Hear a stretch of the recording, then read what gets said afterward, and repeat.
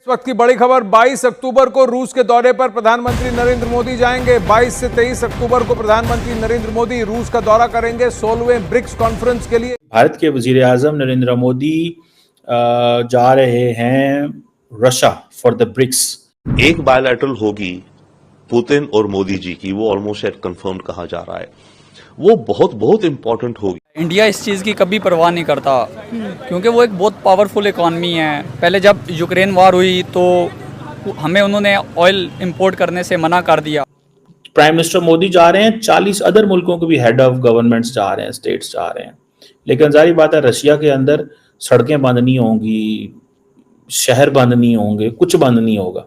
ठीक है, जैसे हमने पाकिस्तान में किया है, हमने पाकिस्तान में हर चीज बंद कर। प्राइम मिनिस्टर मोदी ने इलेक्शन होने के थर्ड टर्म में सबसे पहली फॉरेन विजिट रशिया करी थी और उस विजिट के दौरान प्राइम मिनिस्टर ने कहा कि हमारी फॉरेन पॉलिसी अब प्रोएक्टिव रोल प्ले करेगी।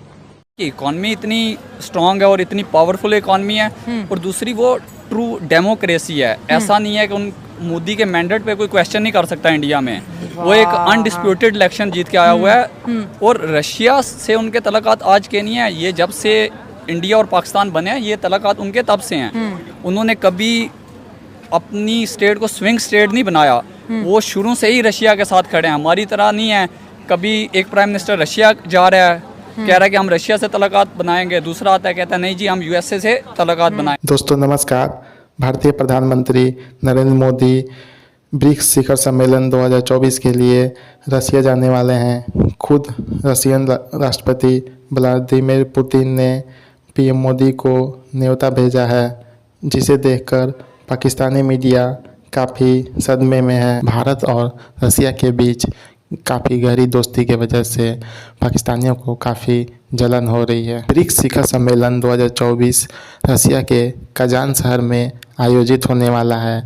इसमें विश्व के 40 देश हिस्सा लेंगे। ब्रिक्स विश्व के उभरती हुई अर्थव्यवस्थाओं तथा शक्तिशाली देशों को साथ में लाने वाला समूह है। ब्रिक्स 2024 शिखर सम्मेलन का विषय वैश्विक सुरक्षा तथा वैश्विक विकास रहने वाला। ब्रिक्स एक 5 देशों का समूह है।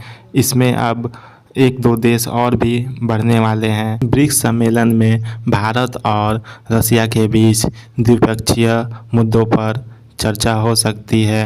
इसके अलावा भारत और चाइना के बीच बढ़ते तनाव को कम करने के ऊपर तथा भारतीय और चीन सीमा पर हालात को सामान्य करने के लिए बातचीत हो सकती है। हो सकता है पाकिस्तान के पीएम नवाज शरीफ भी ब्रिक्स सम्मेलन में हिस्सा लेने के लिए रशिया जाए।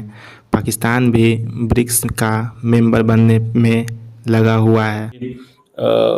पाकिस्तान ने ऑलरेडी अप्लाई किया हुआ है।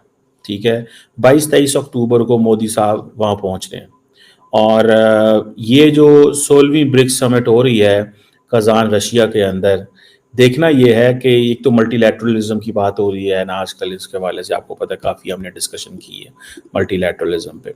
बहरहाल जो इम्पोर्टेंट डेवलपमेंट ये है कि मोदी साहब क्या वोट देंगे कि पाकिस्तान को एससीओ का मेंबर बनाया जाए। अब ये डिपेंड करता है कि will this membership be at India's expense, क्योंकि रशिया जो है वो सपोर्ट करेगा पाकिस्तान की मेंबरशिप, क्योंकि ये एक ऑब्वियसली चाइना भी रशिया को कहेगा, लेकिन इससे जारी बात है चाइना का इन्फ्लुएंस इसमें ज़्यादा बढ़ेगा with the Pakistani presence there. So ये ज़हन में रखिएगा, इंडिया एक हर्डल है लेकिन इंडिया इसको लॉन्ग टर्म नहीं रोकेगा।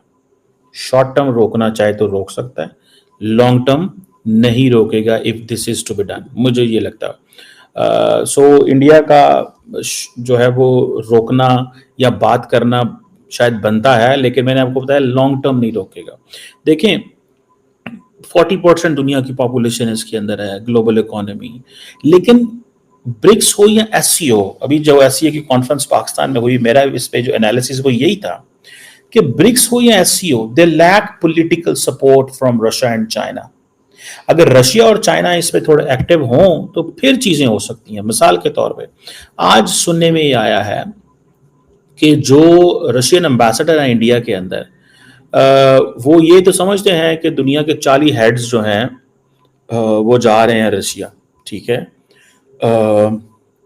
लेकिन सुनने में जो खबर आ रही है कि रशियंस ये कहते हैं कि हम एक नया पेमेंट मेथड लेके आना चाहते हैं, एक नया पेमेंट मेथड लेना चाहते हैं।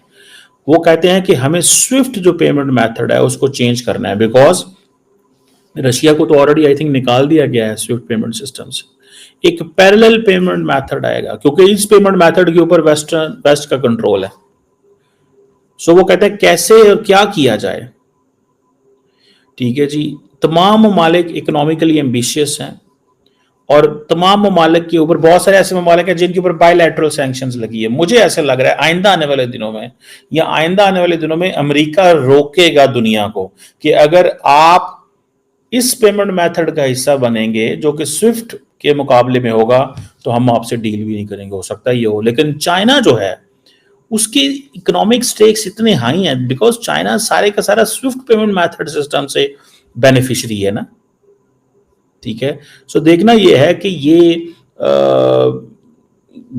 क्या होता है। अब बड़े इंपॉर्टेंट वर्ड्स इस्तेमाल किए जाते हैं जी, सिविलाइजेशनल डाइवर्सिटी होगी, हम इसमें प्रेशर नहीं होगा। लेकिन आप अगर अमेरिकन प्रेशर से निकलेंगे तो रशियन एंड चाइनीज प्रेशर आपके लिए तैयार बैठा हुआ है।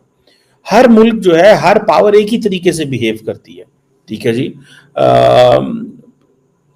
प्राइम मिनिस्टर मोदी जा रहे हैं, 40 अदर मुल्कों के भी हेड ऑफ गवर्नमेंट्स जा रहे हैं, स्टेट्स जा रहे हैं। लेकिन जाहिर बात है रशिया के अंदर सड़कें बंद नहीं होंगी, शहर बंद नहीं होंगे, कुछ बंद नहीं होगा, ठीक है। जैसे हमने पाकिस्तान में किया है, हमने पाकिस्तान में हर चीज़ बंद कर दी। लेकिन वो जारी बात है जो लोग सिक्योरिटी देखते हैं उनको पता है कि ये क्यों करना ज़रूरी है और क्या करना ज़रूरी है। अब पाकिस्तान जो है जिसे वो कहते हैं ना, खासतौर पे जिस तरह डॉक्टर जयशंकर को ट्रीट किया गया है, एक सॉफ्ट कॉर्नर याद रखिएगा इंडिया के अंदर पैदा हुआ है। मेरी ऑब्जर्वेशन है, I may be wrong on this. So India ये कह सकता है कि अगर हम अभी इसको हिस्सा नहीं बनाते तो हमें कल को बनाना पड़ेगा। So why to stop Pakistan, या वो कह सकते हैं stop Pakistan to tell them how important we are in the region and how important we are in the BRICS. You are at the mercy of India in case you have to be the member of the BRICS. ठीक है ना जी। सो पाकिस्तान की जो membership है, ये जो application है, ये बिल्कुल एक नई फर्स्ट स्टेज पे है। So we can not think so much on this, ठीक है जी। सो इंडियंस क्या कहते हैं, इंडियंस का मौक़िफ़ ये है कि स्ट्रॉन्गर इंस्टीट्यूशनल फिल्टर्स होने चाहिए, ठीक है जी।